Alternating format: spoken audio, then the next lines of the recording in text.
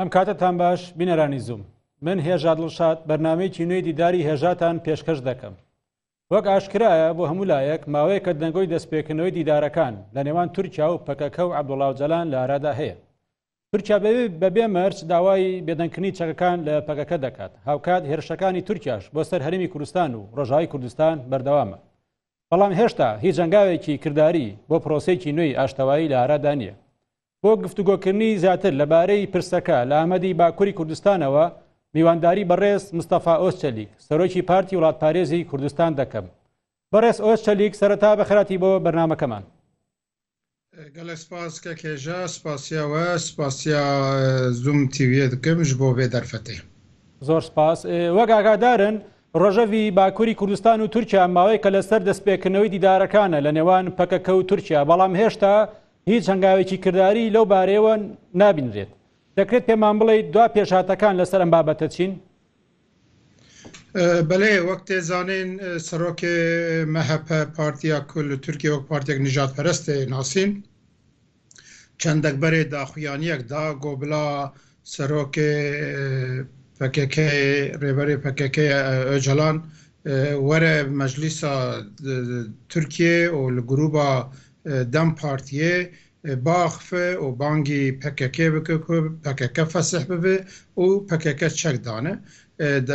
پشتی وێ گەلک گەنگەشی بوون هەندێک ئالیێن تورکیە بەشێک نەپڕزێدە ژی بێ لە دژ وان داخویانیا دەرکەتن لێ دیارە ئەو گوتنا دەولەت باخچەلی نە گوتنا شخصێوی بخۆیە سەرۆکۆمارە تورکیە ڕەجەب تاییپ ئەردۆغان دەولەتا تورکیە هێشمەندیا دەولەتا تورکیە وەک پرۆژەیەکێ ئەو دانینم بەرخوا و ڕیا باخچەلی ئەوەیە ئاشکەرەکردن هەروەها پارتیا مخالفەتە یا یەکەم جەهەپەژی دەعەسلێ خۆدە پشکریا vê daxuyaniyê da piştî wê em dizanin li Anqerê hêzeke HPG'yê êrişî serkargeha Tûsa jê kir û li wê derê hinek kesên sivîl hatin kuştin. Paşê dewleta Tirkiye dîsa êrişê xwe bir ser Rojavayê Kurdistanê. Niha li Tirkiye li Bakurê Kurdistanê rojevek esasî ev e ka gelo dê ev bibe sebebê pêvajoyeke nû bo danûstendinê an bes mesela çekdanînê ye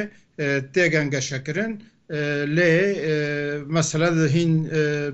li paş derî tê guftûgokirin ji ber wê jî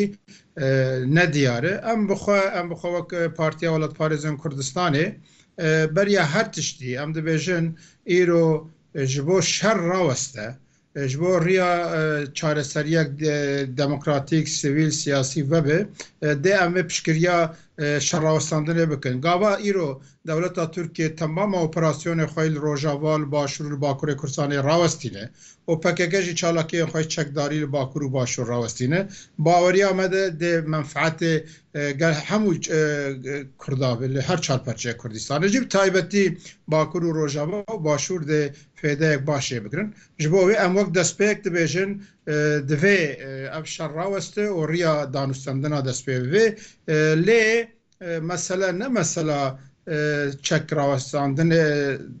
şer rawestandinê ye û ne mesela ku bes tecrîda li ser Öcalanî rabirane be divê bi rastî jî mesela bê tarîfkirin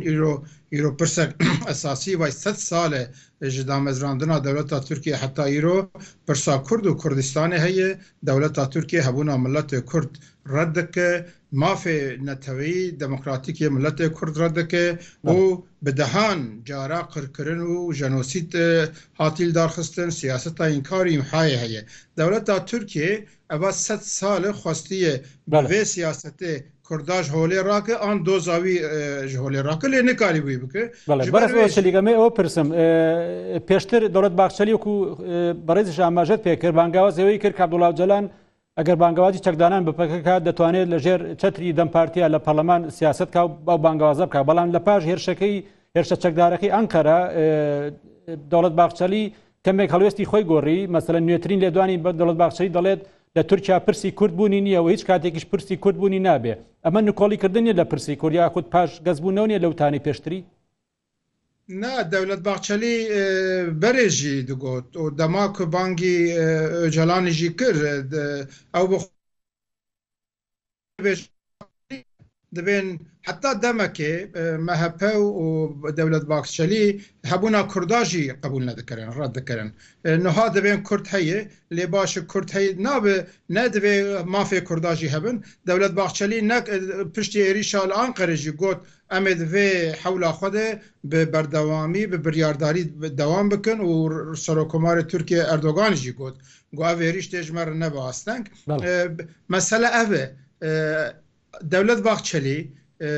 بڕاستیژی نەکوژ بۆ هەبوونا ملەتێ کورد و مافێوی نەتەوەی دەموکراتیک بێ قبولکردن گاوێکێ داویژێ دەبێن vê راستیە بینن لێ دەولەتا تورکیە هەم دناوخۆیی دێ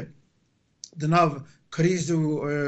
ئەوە قەیرانە گەلە کوردەیە ئالیە ئابۆری سیاسی جواکی دیپلۆماسی کریزە گەلە کور هەیە و ئالیە دژیوێ ئەف پێشاتەیان ڕوودانێن وێ داویە ku پشتی شەڕێ ئیسرائیل و حەماس و حیزبولاح و ئیرانê hatiye asteke ku dikarin rojlata navîn guhertinên gelek mezin û berfireh çêbikê dewleta Tirkiye ketî wê tirsê wê xofê ku ew guhertin dikare li her sê perçeyê dî li rojlat û başûr û rojava guhertin li hê Kurda di çêbikê û dikare tesîrek mezin li bakur jî bike ji bo wê ketiye ew stratejiyekê nû dayî berxweke ka di çawa xwe biparêzim ev hemla dewlet baxçelî û Erdoganî dewleta Tirkiye jî li ser vê hişmendiyeyê lê em wek Partiya Alparêzên Kurdistanê dibêjin em helbete ji bo ku şer rawest û rê riya siyasî diyalogê vebe em ê bixwe wan gavên ku bê avî ji bo vî warî em ê red nekin. زۆر باشە لە کاتێکا سەرۆکی تورکیا و سەرۆکی مەهەپە داوای بێدەنگکردنی چەکەکان دەکەن بەڵام ئۆپەراسیۆنەکانی سەربازی و ئۆپەراسیۆنی پۆلیسی لە باکووری کوردستان و تورکیا درێژەی هەیە ئەمەش دیسان دووفاقیەک نیە لە وتانەی کە داوای بێدەنگکردنی چەکانەکرێت لەلایەن بەرپرسانی تورکیاوە بەڵێ دەولەتا تورکیە وەکمە گوت نها ئەوا خۆدە وەک کوورکا خۆدە بێریکا خۆدە پلانێ وێ هەنن و ئەو پلان ژی زێدەتر دەبێژە کازێ چاوا بکارەبم وا بکەم کە ئەو گوهرتنێن کە ڕۆژلاتە ناوین دەبێ زێدە تەسیە لەسەر من نەکە هەلبەتە ما پر بزلالی گوت دولتا ترکیه دوی ایریشی خوی سر روجاواجی سر باشوجی راوستینه دوی او گرتن و تعدیی و او اپراسیون خوی باکر کردستان راوستینه هگر ام مسئله تعریف بکن مسئله پرسا کرد و کردستان و دوی او مسئله ایدی نل پش دریاب آوایی و شرطی بین مناقشه کردن ام بانگی دولتا ترکیه جدکن بانگی PKK öcalanı و دم پارتی جدکن او مسئله دسته که ده همو آلیان کرده اللي باكوريا كردستان بارتيين سياسي جروبين سياسي دزگاهن سويل كسايتن قبول بارين دناوا جوات ده دوی اموانا گشوك آليه كرد تف بگرن و ام لسر بدولتا ترکیه ببن مخاطب نگ پارتیک آن کسایتک به مخاطب هگر واب مسئله نه چاره سر کرن دولتا ترکیه دی بخواز مسئله بکه مثلا مجول کرنه و بخوازه دوی دمید حتاش دستی بی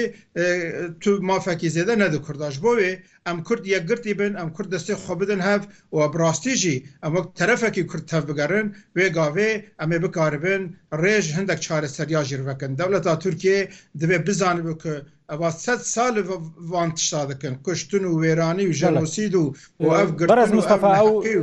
او برستان لامدی باکوری کوردستان و لگل پارتەکانی دیکەی باکوری کوردستان ئاگادارن وەکو بزانی تاکو ئێستا هیچ دیدارێک لە نێوان حکومەتی تورکیا و بەرپرسانی دەم پارتیا خولانەکانی دیکەی کورد هاتۆتە ئاراوە سەبارەت بەم پرسە وەک پارتیا هەڵپەرێزان کوردستانی حتا ئەنها دەولەتا تورکیە تو پەیوەندی مەر نەدانیە دوێ مەسەلەیەدا تو دیالۆگێک مە بۆ ڕەتو نەیە پارتیەندی ئەم نزانن لێ ئەم وەک پارتیا هەڵپەرێزان کوردستانێ نها مە چەند ڕۆژبەرێ مە جبینا مەجلیسا پارتیا خەڵدار خست و مە بریار گرت کە ئەم دوێ مەسەلێدا ببن ئاکتۆر ئەم مداخلەی وێ مەسەلێ بکەن ئەولی ئەم پارتیەن لە باکووری کوردستانی یەن کوردستانی یەن نەتەوەیی ئەم بێن جەم هەف ئەم وێ مەسەلێ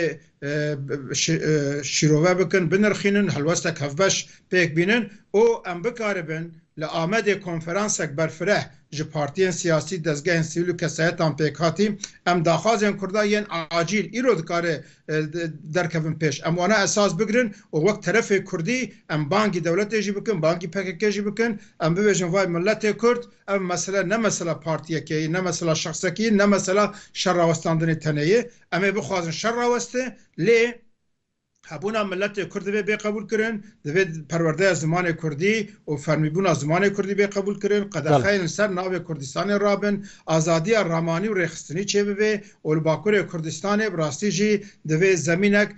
diyalogê di navbêna aliyê Kurda û dewletê çêbê muxatab milletê Kurd 25 milyon Kurd li Bakurê Kurdistanê Tirkiye dijîn muxatab nûnerên vî milletînin divê her alî jî vê qebûl bike heta ev nê qebûl kirin ev tiştên ku wek gavên ku rojane bê avîtin û kazê veya çawa paş de bixim an ez ê çawa rêkê ji xwe bibînim ev ê tu mesela çareser neke fermo werin heger herkes bibêje milletê Kurd heye bibê mafê wî ziman û perwerdê û mafê wî esasiyanin ev çi ye vê çiman ve şartî ev tişnatê meşandin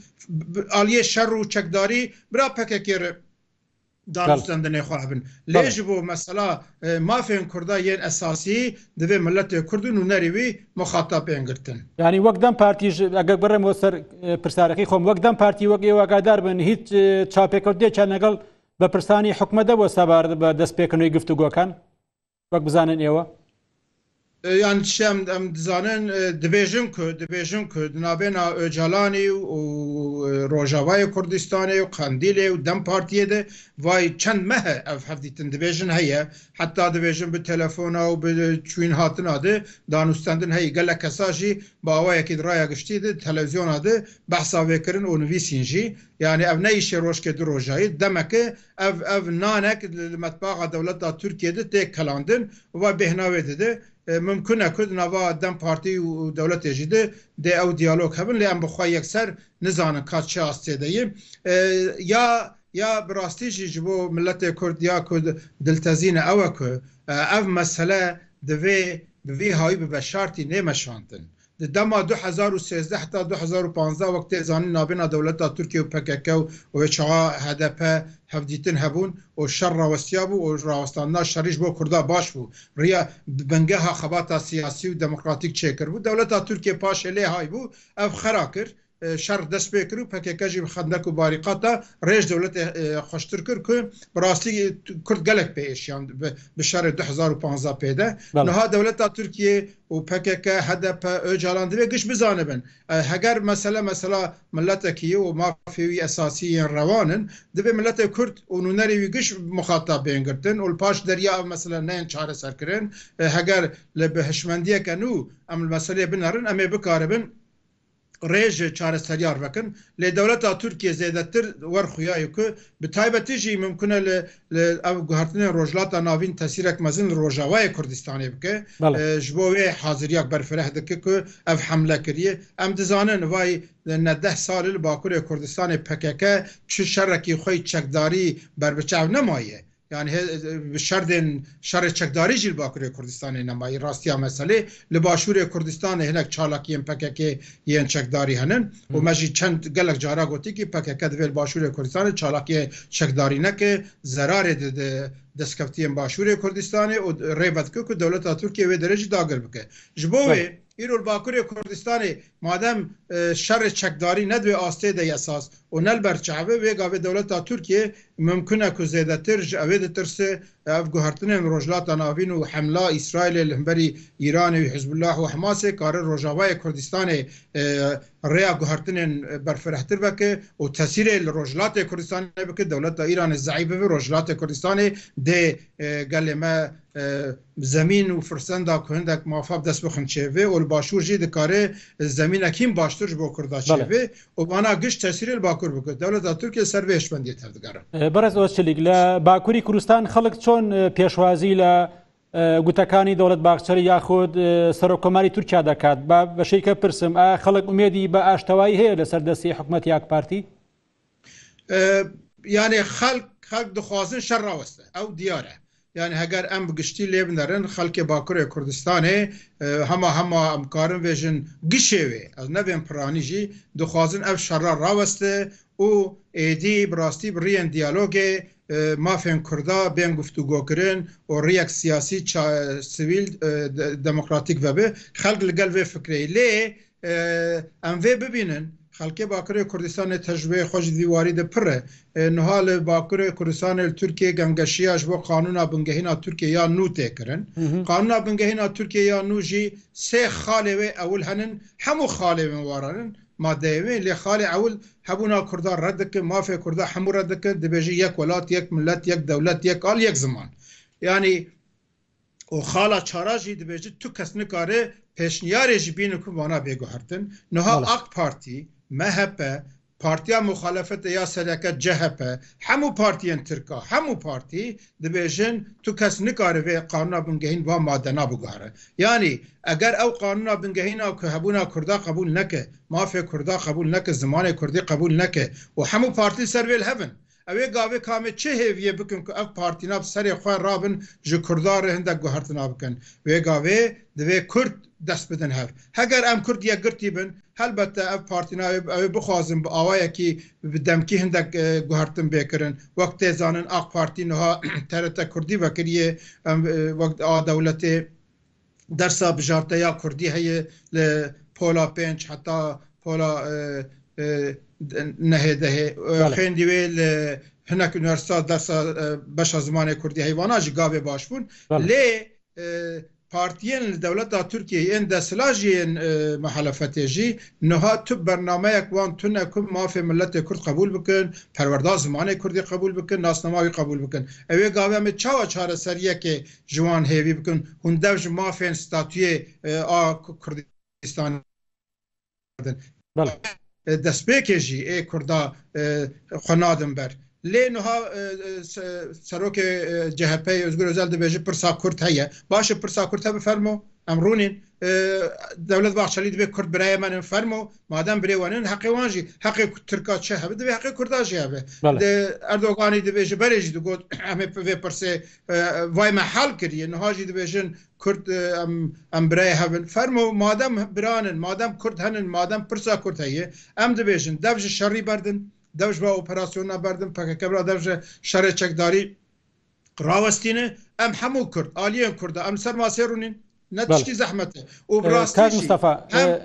اگر بپرسم لدوای هرشکی چکدارکان قرا ترکیه هێرشی ئاسمانی بۆ سەر هەرێمی کوردستان و ڕۆژاوی کوردستان زیاتر بوو ئەمە وەکو وەڵامدانەیەک بوو بۆ پەکەکە یاخود پاساوێک بوو کە هێرشەکانی زیاتر بکات لە هەرێمی کوردستان و ڕۆژاوای کوردستان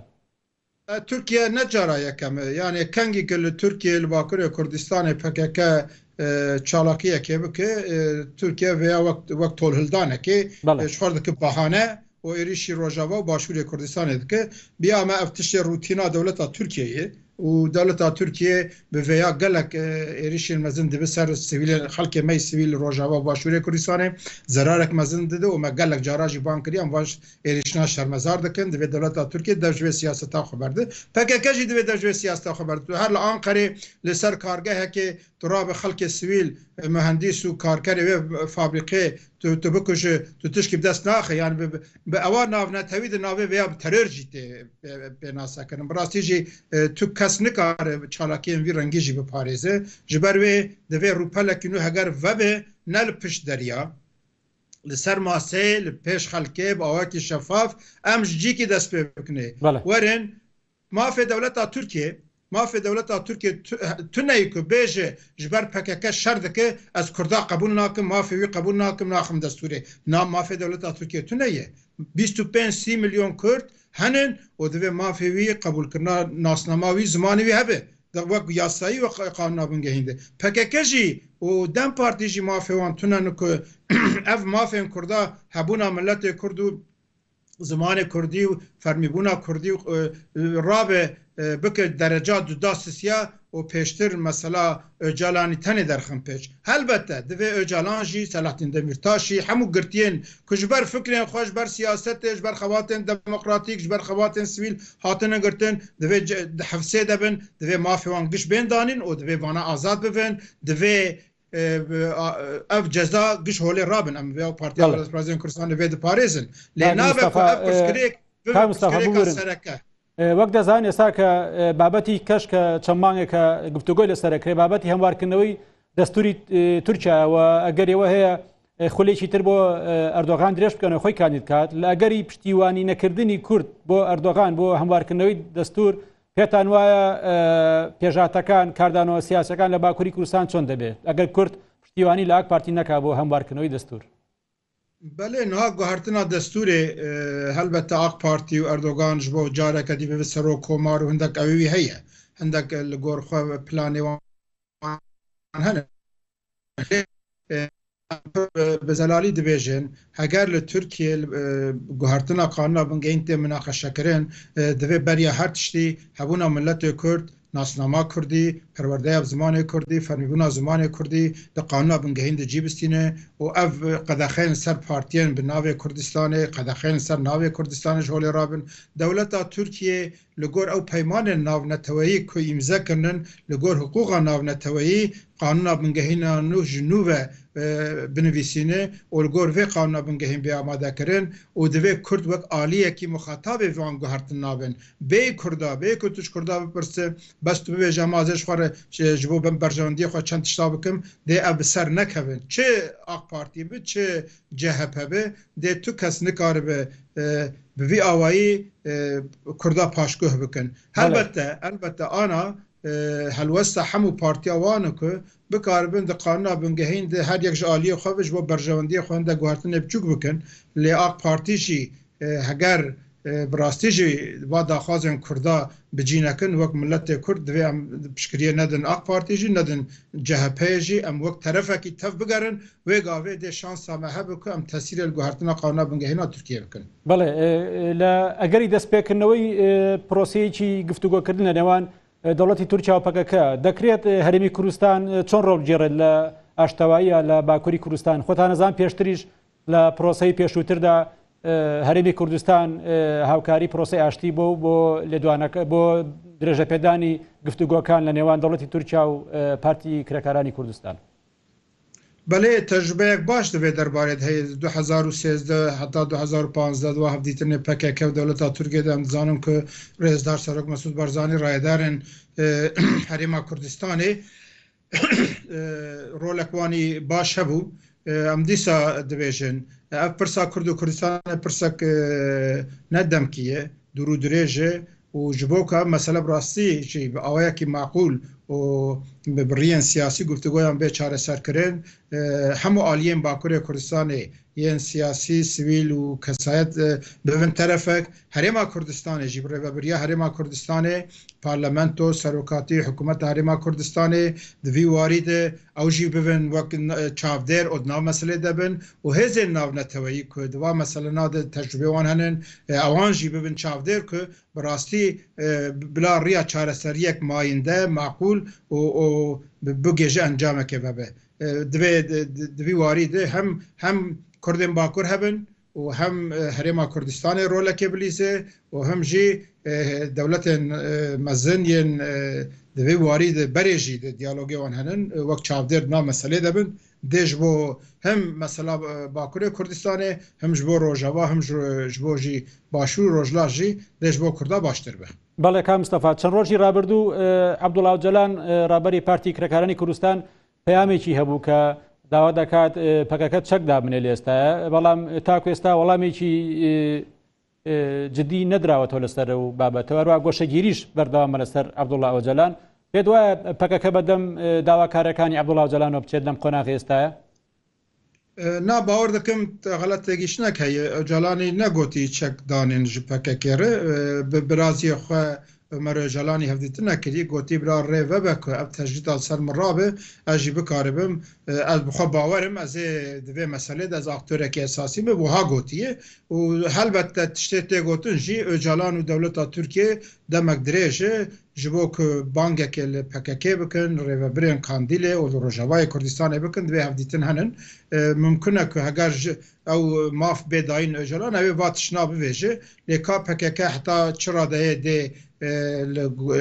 جلانی گهدار بکن روجاوای کردستان ده چه خاص گهدار بکن ام نزانن کجکه وقت داخویانی یک فرمیده گو ام پشکریا جلانی دکن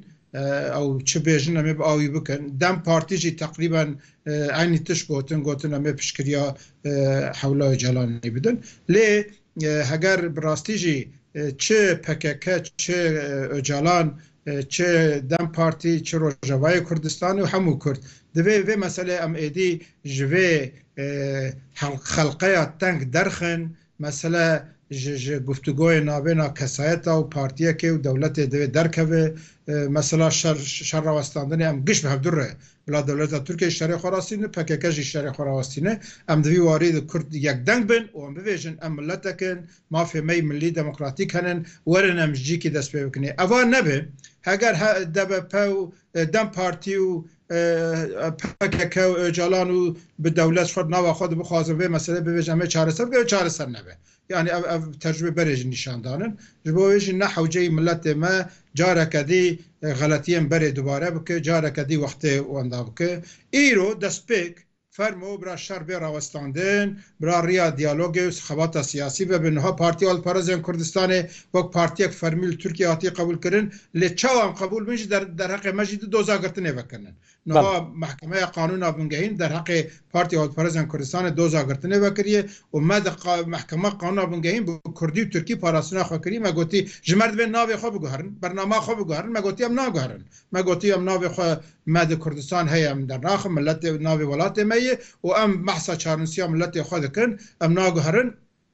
peymanên Tirkiye îmze kirinin yê navnetewî jî vî mafî didime ku em bikare xebata xwe bikin niha madda nodî ya xala nodî ya Qanûna Bingehîna Tirkiye pir zelal û gelek pêşketî esasê xwe dibêje gava ku ew qanûnên Tirkiye Qanûna Bingehîn û yasayên Tirkiye û ew hiqûqa ku navnetewî gu Tirkiye îmze kiriye bê beramberî hev hiqûqa navnetewî derbas dibe ev gelek mühim e yani çi manê Partiya Alparêzên Kurdistanê îro partiya ku tundûtûjiyê naparêze xebata siyasî û bêîtîhatiya sivîl dimeşîne ev partî li gor Qanûna Bingehîn mada nodî jî kare bêdamizrandin lê niha derheqê me de dozagirtinê vekirinin dibêjin ji ber ku we behsa mafê çarnûsiya milletê Kurd kirî navê Kurdistan tê de em ê bigirin me jî got em paş de gav navîjin fermo me parastina xwe kirî û em dibêjin gerek partiya me nêgirtin jî بەڕێز مستەفا چلیک من دو پرسیاری خۆم دەکەم لە چەند ڕۆژی ڕابردوو شادنەگۆیەوە هەبوو کە ڕەوشی زیندانی بۆ بەڕێز عەبدوڵڵا ئۆجەلان باش کرێت ئایا پێت وایە زیندانی ماڵی بۆ عەبدوڵڵا ئۆجەلان دەستەبەر کرێکە چەند ڕۆژی ڕابردووە چەند پارتێکی سیاسی باسییان لەوە کردبوو کە ئەگەر هەیە لە درێژەی دیدارەکانە عەبدوڵڵا ئۆجەلان بێتە زیندانی ماڵی لە ئەنکەرە yani em nizanin ka di çi astê de lê gotinên dewletbaxçelî nîşana wê yekê ku vî warî de hindek hevdîtin hatinin kirin û dê hindek gav bê avîtin lê ka wê çi bigêş çi encamê em nizanin em bixwe bê ku ev gengeşiyên heyî em dibêjin divê hemû mafên însanî hiqûqî yên kesên di zîndana denin hefsa denin divê bêvciyanîn û divê ew kesên ku ji ber fikrên xwe ji ber xebata hatinin girtin an mehkûm bûnin li dervenin penaberin divê cezayê wan bikevin û azadiya çêvê em ê piştgiriya vê yekê bikin بەڵێ بەڕێز مستەفا ئۆچەلیک سەرۆکی پارتی وڵاتپارێزی کوردستان سپاس بۆ بەشداری ئەم جی سپاسیاوە دکەن سەرکەوتنە ژوارد خوازن بینەرانی زووم دیداری هێژان پێشکەشکردن هەر شاد بن